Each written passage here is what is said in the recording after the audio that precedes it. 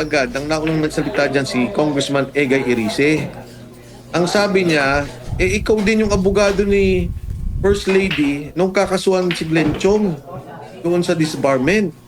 Diba? Nagsalita siya, nagkaroon ng press release tungkol doon, na siya yung abogado. Bakit ang abogado ng First Lady ang mag-initiate, ang magkakaroon ng complaint sa initiation proceedings?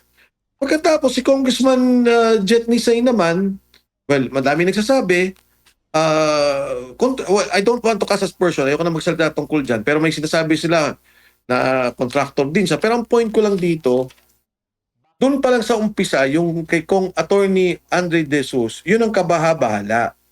Diba? Kung gagawa lang sana ng script, kung gagawa lang sana ng eksena, kumuha na lang ng ibang abogado. Itong abogado, naging abogado nila eh. Makikita ba natin ang hustisya ngayon? Sana. I'm sorry, yung talagang 60 billion ginamit sa flood control, dinivert. May pinag-uusapan na PDIC funds, 107 billion. Ito yung seguro o yung insurance natin sa bangko na ginamit din para dito sa flood control program. Tapos nakikita mo ngayon, no, yung si Alcantara, ang isinuli na diyang pera, kung di ako nagkakamali, parang 100 million ba o 120 million. May nagsoli na isang district engineer sa Mindoro ata yung 40 million. Parang napakalaki. Diyan pa lang tayo nag-uusap sa mga district engineer at yung kay Saldi ko na sinabi niya, nag-deliver ako ng pera, 25 billion. Isang taon lang yun. Paano yung mga 3 taong nakaraan? Tapos ngayon, kanina sa committee hearing, ang pinag-usapan na delivery, 8 billion. So, nakakalula. Napakalaki ng mga pondong pinag-uusapan dito. Opo, by the trillions na nga, Kong, ang threshold ng korupsyon ngayon sa pamahalaan. Dati, 100 million lang yata yun. By the hundreds lang. Tapos, by the billions. Ngayon, trillion na pong pera ng bayan ang pinag-uusapan. Pero, Kong, ito pong impeachment complaint laban kay PBBM. Pag-usapan po natin, sir, yung mga grounds, no? Number 1 po doon, yung pag-surrender kay former President Duterte sa ICC. Kalawa, yung sinasabing adiksyon ng Pangulo, umano'y adiksyon na nakakaapekto raw sa kanyang paghuhusga at liderato. Kabilang din po doon sa grounds yung unprogrammable appropriations sa budget, yung insertion sa flood control, at yung ICI na ginawa umano para pagtakpan yung kanyang mga sangkot. Sa inyo pong karanasan sa House of Representatives, ito bang grounds na ito ay mabigat to impeach the President, sir? Alam mo, MJ, bago ko sagutin yung grounds na yan, ang critical kasi dito sa naging proseso ng impeachment, dati-rate, hindi klaro yung, hindi naman sa hindi klaro, kundi may house rules tayong tinatawag yung proseso na idinidikta ng alituntunin ng Kongreso. Kung yung rules ng Congress of the Philippines, yan ang sinusundan sa impeachment. Ngayon, dahil dun sa kaso nila kay VP Inday Sara, ikinlaro ng maganda. Ano ba, sabi ng Korte Suprema, teka lang, totoo may political yan at may legal yan. Pero yung constitutional mandate ng impeachment at sinasabing pahalagahan natin ang prosesong to, wag nating babuyin, wag nating sirain, inilinaw yan ng Korte Suprema. Kaya kung minsan, may mga dati, di ba, may magpa-file, ang sinasabi nila, impeach me. Anong isabihin? Para bang nagpa-file ka ng impeachment para ma-disbar mo na yung isang taon, kasi isang beses lang isang taon ang pwede mag-file ng impeachment. Ngayon, maganda yung mga binanggit mong kaso. Ano yung binanggit mo? Yung ICC kidnapping. Totoo yan. Yan ay isang pag-violate sa ating constitution na hindi mo sinundan yung proseso ng batas. Maging yung proseso ng ICC. Diba? Yung sinasabi nila, kahit naman dun sa agreement o yung treaty na ginawa ng ICC, sabi nila, susundan namin yung lokal na proseso ng isang bansa na miyembro. So, yung pagkakadakip kay Duterte, dapat yun, di ba, dumaan dapat sa proseso ng korte, nagkaroon ng warrant of arrest, kesa siya inilipad. Ang nangyari nga, ang lumalabas, parang ikunulong na siya dun sa Villamor, tapos sinintay talaga na lumabas yung warrant. Kung papansin mo, ang tagal nila bago na kinuha ang Pangulong Duterte. So that's one. Number 2, binanggit yun sa drug addiction. Klaro din yan kasi, syempre, ang isang pangulo, lalo tigit na meron tayong mga kinabibilangan na mga sitwasyon na maaaring delikado sa ating bansa. Katulad ng West Philippine Sea, maaaring magkagera tayo dyan. Isang maling desisyon, isang maling salita ng isang presidente, problema na yan. At saka siyempre, yung pagpapatakbo ng gobyerno, yung sinasabi nating mga korupsyon na nakikita natin sa ngayon, di ba sabi nga ni Amy Marcos nung magsalita siya, kaya nagkagulo-gulo, kaya nagkaganito yung budget, kaya ganito yung korupsyon kasi wala na sa tamang isip. So, that is also a betrayal of public trust. Nabanggit mo yung diversion ng budget. Tama ba na i-file din ata yun? Hindi ko pa nakita yung eksaktong i-file ni Attorney Andre De Jesus na in-endorse ni Congressman Nisay. Pero itong mga bagay na to kasi lumalabas na issue. Talaga namang napag-uusapan na to eh. Lumabas na Senator Amy, lumabas na yung sinasabing kidnapping, lumabas na yung diversion ng budget at korupsyon. Ang importante, yung bang ginawa mong impeachment case, tama sa forma, yan ang requirement ng komite, form and substance. Tama ba yan sa forma at tama ba yung substance? Pag nagkamali ka dyan, pag sinabi lang, okay, tama yung form, maganda yung pagkakalatag mo, pero yung substance, mali, o hindi mo, para bang naglagay ka ng kung ano nung ebidensya walang kwenta, mabuvote lang dyan. Pwedeng iboto nila yan. Ngayon, ang kagandahan MJ Admar sa nangyari dun sa kay VP Inday Sara, hindi mo na pwedeng lukoy ng impeachment. Sabi nila, pag kami nag-file ng impeachment, immediately dapat ibigay sa Speaker of the House. Si Speaker naman, kailangan niyang ilagay sa plenaryo within 10 days. Ilagay niya sa order of business, doon sa mga pag-uusapan o tatalakayin ng Kongreso. At ang plenaryo, kailangan ibigay sa Justice Committee within 3 days. Hindi mo siya pwedeng babuyin, hindi mo siya pwedeng patagalin, hindi mo siya pwedeng i-hold. Ngayon ang tanong, nag-file na tong si Congressman Nisay, nag-file na si Attorney Andre De Jesus. Yan ba makaka-apekto sa impeachment na magpa-file ng impeachment sa January 26? Hindi. Dahil lumalabas within 10 session days, dinefine niya hindi working days, session days. So January 26 is the first session day. At nagkaroon na ng desisyon dyan ang Korte Suprema na kahit na 10 kami nag-file, kahit na nag-file ng January 26, January 27, ay kaparti na to na kailangang pag-usapan ng komite kung i-consolidate nila, kung pagsasama-samahin nila. Hindi nila pwedeng lokohin yan o piliin o kunwari sabihin nila o tabi na tong iba kasi nauna to. Hindi pwede. Kasi the first filing day is January 26. Alam mo, nung binilang ko yung deadline ng filing kasi sabi ng Supreme Court, ano na to, mandatory, hindi nyo ministerial, hindi nyo pwedeng lokohin. January 26 to January 28, 3 days. Pag kinompute mo yan, kasi di ba every 3 days lang ang in a week ang session days, tama ba MJ? Hanggang Miyerkules lang, Kong. Oo, dati kasi up to Thursday So ngayon, ang deadline ng 10 plus 3, 10 session days to refer to the plenary, included in the order of business, and then the referral to the committee, yun ay magti-trigger ng impeachment February 23 ang deadline. Tagal-tagal Pag pa. pinagsama-sama mo yung oras na yun.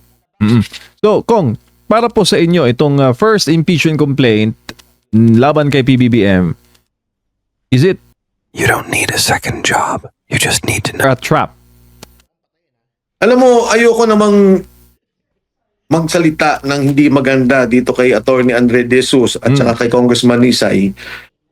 Pero nabahala ako nung magsalita kaagad, ang naunang nagsalita dyan si Congressman Egay Erice. Ang sabi niya, ikaw din yung abogado ni First Lady nung kakasuhan si Glenn Chong doon sa disbarment. Diba? Nagsalita siya, nagkaroon ng press release tungkol doon, na siya yung abogado.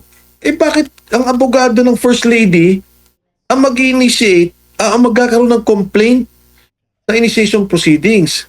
Pagkatapos si Congressman Jet Nisay naman, well, madami nagsasabi, I don't want to cast aspersion, ayoko na magsalita tungkol dyan, pero may sinasabi sila na contractor din siya. Pero ang point ko lang dito, doon pa lang sa umpisa, yung kay Attorney Andre De Jesus, yun ang kabaha-bahala. Diba? Kung gagawa lang sana ng script, kung gagawa lang sana ng eksena, kumuha na lang ng ibang abogado. Itong abogado, naging abogado nila eh. Tingin ko naman, sa unang tingin pa lang, nakakabahala at medyo hindi ka panipaniwala. Pero bagamat ganun, hindi ko yan tinitingnan na problema para sa akin dahil nga katulad na banggit ko, yung impeachment case ni VP Inday Sara, dinefine na ng Korte Suprema. Ang sabi ng Korte Suprema, oo, political yan, legal yan, pero dapat respetuhin natin ang saligang batas. Ang esensya na sinasabi ng mga provision ng saligang batas, kung ano yung spirit of the provision, kung ano yung gusto niyang talakayin nung provision na to, na yung impeachment totohanan, yung impeachment bigyan natin ng tamang proseso, yung constitutionally mandated process. Huwag nating babuyin dahil ito'y sagrado. Sa ligang batas natin to at impeachment ng isang elected official. May parusa po bang ganun, Kong Mike, kung talagang sinadya para maging failure yung impeachment, para hindi na siya ma-impeach within the next 1 year? Mahirap kasi patunayan yung ganun, di ba? Na sabihin natin na, hindi, ano ka naman para anong tawag do? Tanim ka naman tinanim ka dyan para ikaw mag-impeach. Napakahirap naman mag-question ng motibasyon. Yun lang naisip ko lang din, nung nabanggit kagad ni Congressman Irises, siya kagad na nagsalita, bakit naman nga ito yung abogado? Parang hindi maganda. Opo. Doon naman po sa pagtanggap, wala po bang sir, wala po bang kailan pwedeng tanggapin yung impeachment, hindi pwedeng tanggapin yung impeachment kasi sabi mo nga 26 pa, January mag-uumpisa yung balik session sila. So kahit anong araw po ay pwede sila, kahit nakareses sila, pwedeng maghain po ng reklamo. Well, pwede naman, i-file na natin yan even before the first session day. Pero yun nga, Admar, kung titingnan ko yung naging bilang batay dun sa salingang batas, kahit na nga 27, 28 ka mag-file January 26, 27, 28 Pero para maging safe na lang, sige na, gawin na natin before para lahat tayo on the first day, pasok tayo doon sa unang araw session day na nakapag-file ng impeachment. Dahil nga sa takot din ng marami, kasi katulad nung Admar, MJ, maganda tong dahil yung kay Pangulong Estrada nung impeachment na yon, nung una i-final yun, may endorsement. Hindi pinag-usapan sa committee ng mga matagal din, siguro umabot ng 1 buwan. Pagkatapos, nagkaroon na lang ng individual kasi dalawa ang proseso ng impeachment. Number 1, papasok yan sa komite, pag-uusapan. Pwede nga ang komite talunin, no? Sabihin ng komite, hindi, wala yan. Pagdating ng plenaryo, pag nagkaroon ng 1/3 votes, impeach na ang presidente. Ang pangalawang proseso, which ginawa nila kay Inday Sara, pinapirma na nila yung mga tao, ito na yung complaint, at umabot ata sa 250 na mga complainants. Ang kailangan na requirement, if I'm not mistaken, is about 120 signatories. Tapos, nung pinirmahan na nila yon, inakit na sa Senado. Ang sabi ng Korte Suprema, hindi pwedeng ganun. Kailangan bigyan nyo ng pagkakataon yung tao na idepensa yung sarili niya at ipaliwanag niya ano yung charges of impeachment. Kaya kung babalikan mo yung kay Erap Estrada, sa kasalukuyan ngayon, mali ang naging proseso namin. Kung palang pumunta si Pangulong Estrada sa Supreme Court, sinabi niya, teka lang, in-impeach nila ako, hindi ako nakapagsalita, hindi ako nakapagdepensa sa sarili ko. Maaring iba naging desisyon ng Korte Suprema. So, talagang yung nangyari kay VP Inday Sara na nagkaroon ng mga petisyon sa Supreme Court, nagkaroon ng mga paglilinaw, napakaganda ngayon ng sinabi nila na talagang, oo, sige, politika yan, sige, may mga legal na batayan, pero higit sa lahat, yung proseso ng ating saligang batas, sundan natin. Natanong ko po yun, sir, kasi di ba meron ding gusto na naghain ng reklamo din, impeachment din. Yun si Cardema, dating Yusek Cardema, ng Duterte Youth Party List, kaso hindi tinanggap yung kanilang paghahain ng impeachment po. May kaibahan ba yun? Dito na hindi pa nag-uumpisa rin ang sesyon. Parang sinabi yata doon, wala doon yung SecGen na tatanggap. Di ba opisina po yung mismong tatanggap? Tama ka, Admar. Yun nga yung dati, mga usap-usapan nga ng mga, ano ba yan, unahan ba tayo, ganito ba, pero ngayon malinaw na Pag hindi pala na-receive, hindi pwede, ngayon hindi. Sinasabi nila, hindi. Pagtanggap mo dyan, immediately, no question asked, bigay mo kay speaker. Ikaw, speaker, no question asked, you are given 10 days. Within 10 days, i-refer mo sa plenary. At ikaw naman, plenaryo, yung buong kabuang kongreso, i-refer mo sa Committee on Justice. Yun ang trigger ng impeachment. For example, binaboy nila. Merong 10 na nag-file. At yung isa lang ang ipinasok nila doon sa Committee on Justice, yung 10 days and 3 days, that is already grave abuse of discretion. Yun ang sinasabi ng Korte Suprema. Oo, kayo may karapatan. Oo, kayo may rules. Pero wag niyong babuyin ang saligang batas. Dahil ito yung sinasabi ng saligang batas, sundin ninyo ang mga salita, the wordings of the provisions of the Constitution. Nakikita nyo rin po ba na maisasabay din dito yung impeachment laban naman kay Vice President Sara Duterte? Though, merong mga bulong-bulungan, merong mga naririnig tayo na parang nawawalan na ba sila ng gana na suportahan dahil meron daw mas mabigat na usapin ang kinakaharap ng ating bansa? Well, Edmar, nakita mo naman, no? Marami na rin nagsalita dyan. Ang sabi ng marami, ito nga actually 125 million daw, di ba? Yun naman yung unang question nila, yung 500 million, di naman laki na question yun eh. I don't know if that would be included. But i-total mo na, 625 million na pumasok na sa proseso ng COA. At sinasabi na nga ng COA, nagkakaroon na ng mga liquidation. And in fact, dun sa 125, I think, a large portion of that, naiayos na yung mga ito billion-billion yung pinag-uusapan. Billion-billion yung mga nagiging problema. Tapos yung isa nga sabi niya, paano ko naman susuportahan yung impeachment? Sinasabi nila 11 million in 11 days yung kay BP Sara. Yung kay Presidente sabi nila 4.5 billion a year. Pagka divide mo by 365 days, that's 12 billion a day for 1 year. So, di ba, ang hirap at pag tinignan mo yung buong budget report, yung COA report ng lahat ng mga departamento, kahit ngayon, makikipagpustahan ako kahit magkano, billion-billion ang mga unliquidated, ang mga kailangan pang subject to liquidation ng iba't ibang mga ahensya because that is part of the process. Hindi sinabing merong anomalya. Ang sinasabi, ayusin mo yung mga submission mo, yung mga documentation mo. Doon lang sa DPWH, if I'm not mistaken, 100 billion ang mga may problema pa sa COA. Sa Department of Health, I would think about 50 billion. So, ito yung mga sinasabi na bakit ka papatol dito sa isang impeachment na walang basis. Ngayon, pumasok tayo kay Presidente. Bakit nagkaroon ng basis ng kay Presidente? Di ba, ang naging problema, nakita at na-establish na may ghost projects. Nakita yung kanyang mga kabinete involved sa mga delivery sa pagtanggap ng pera.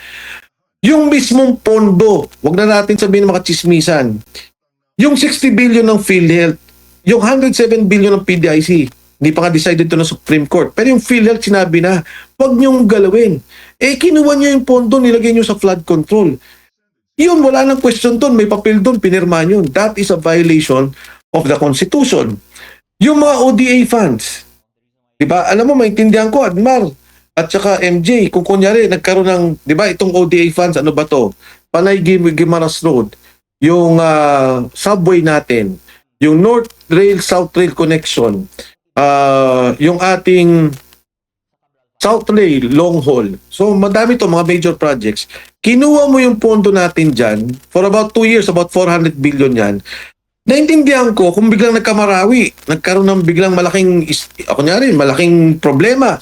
Teka lang, idadivert ko yung pondo.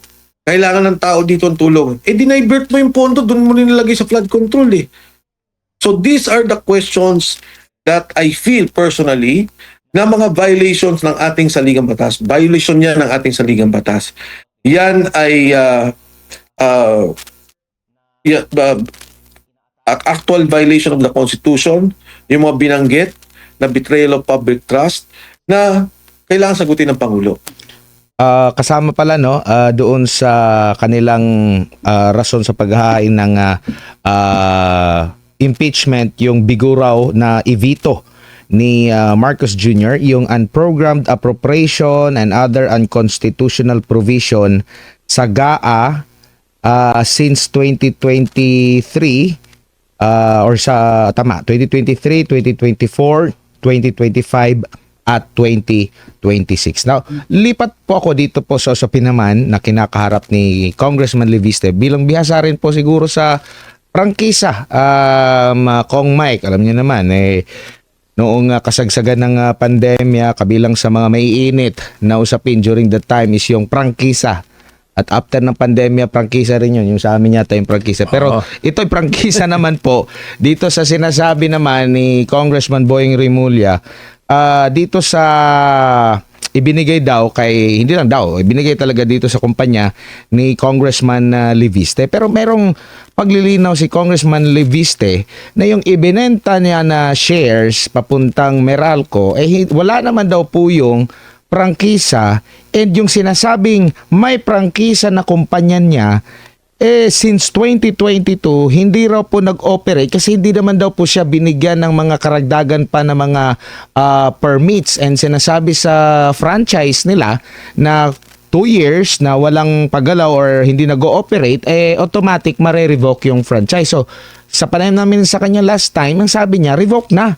Matagal nang na-revoke kasi 2 years. So, 2024, na-revoke na ang kanya pong prangkisa dito. Kaya ito yung naglakas loob siya na sampahan ng libelo or damages itong si Yusek Castro, at mariin niyang itinanggi yung naging paratang ni Ombudsman Rimulya. Kong Mike, ano masasabi niyo po dito sa usaping ito?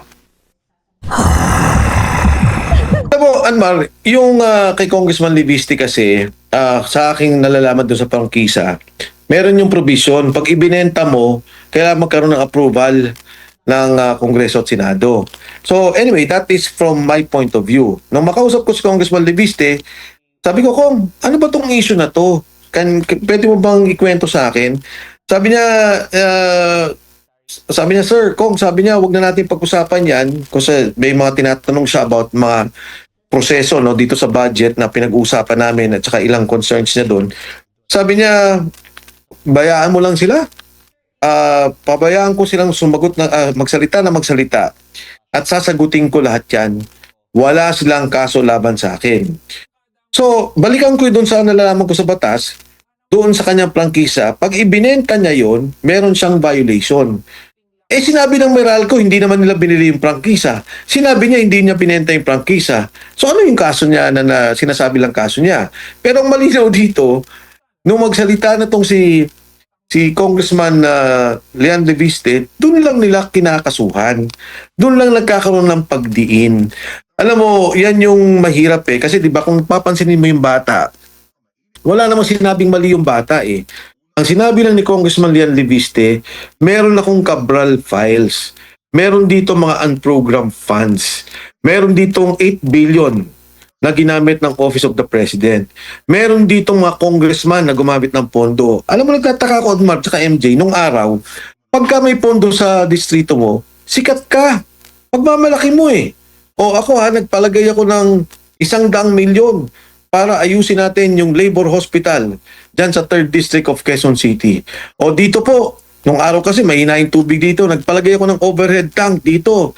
Ito po ang pondong inilaan natin.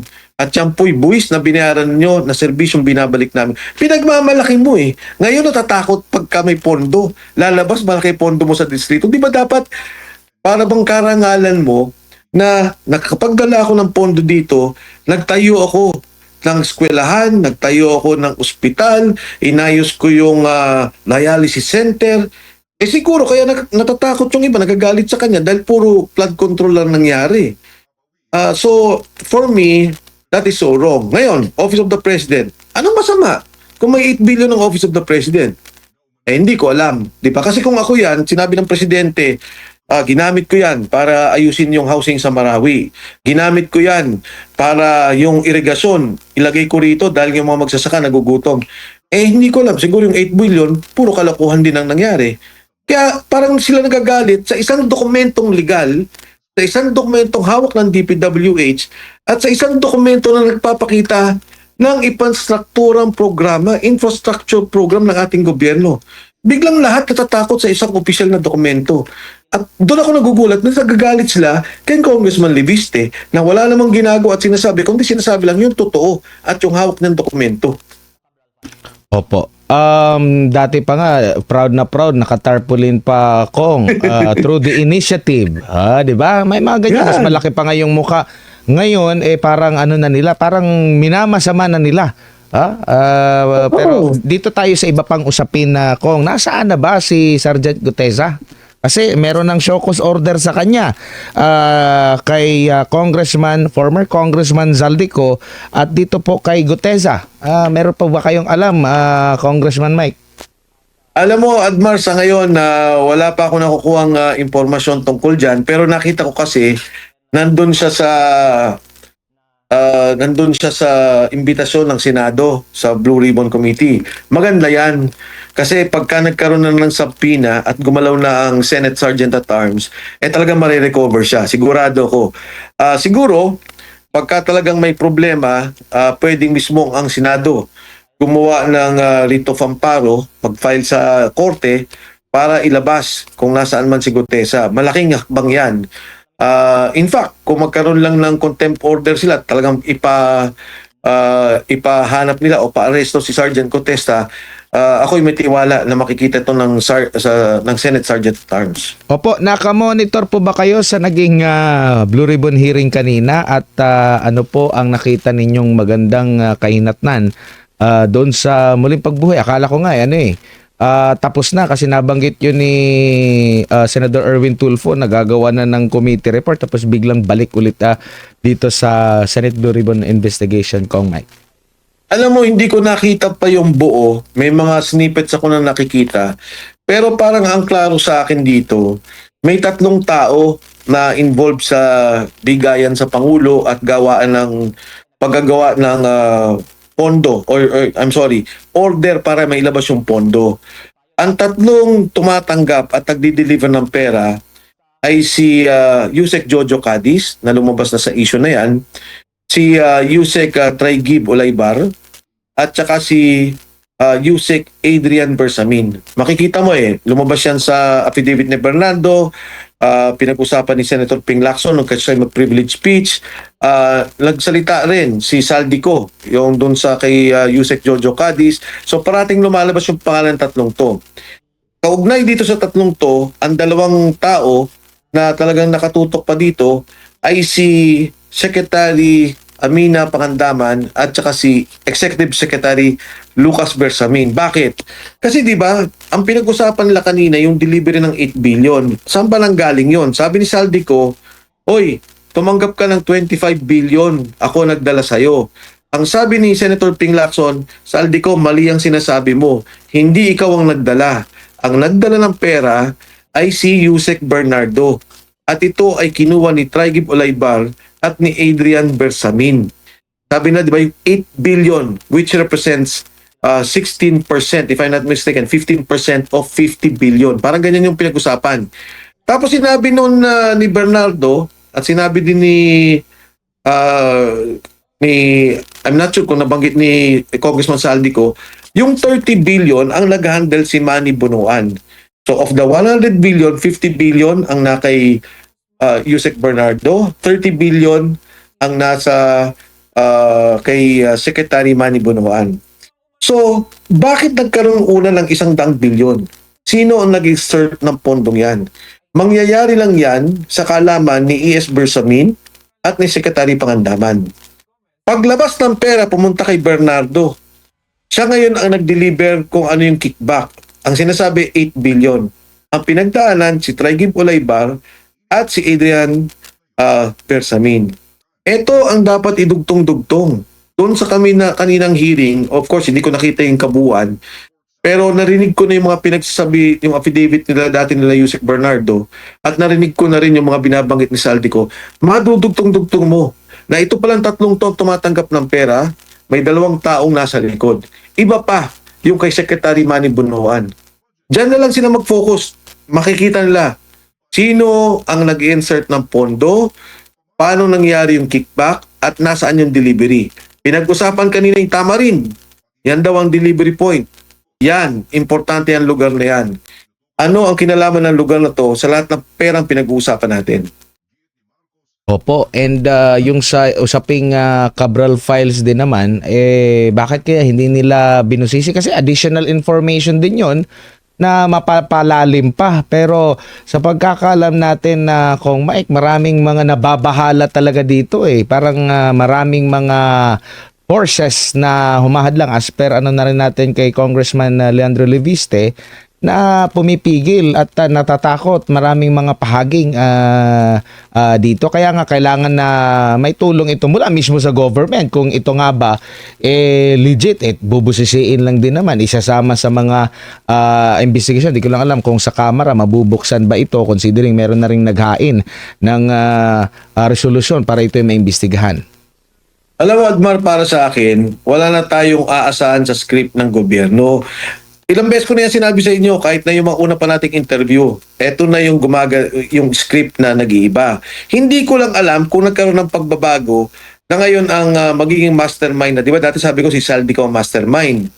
Hindi ko lang alam kung ipipihit na nila to kay Speaker Martin Romualdez. Pero ang klaro sa akin sa lahat ng to, kung papakinggan mo lang yung hearing kanina at maging yung delivery ang pera, involved talaga ang Pangulo. Kung magkano ang nakuha niya, kung magkano ang hatian, hindi ko alam.